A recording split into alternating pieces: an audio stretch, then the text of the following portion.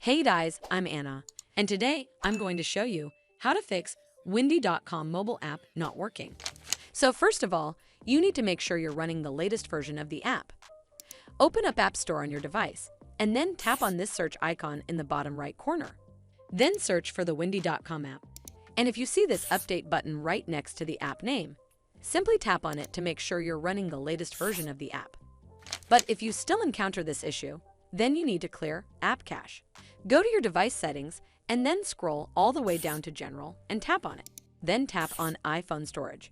From here, search for the Windy.com app and then tap on it. Once you're on this screen, you need to tap on Offload App.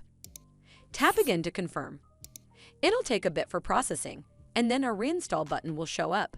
Simply tap on it to reinstall the app. This should fix the issue, but if it doesn't, then you need to completely reinstall the app. Follow the on-screen instructions to navigate all the way to the app page.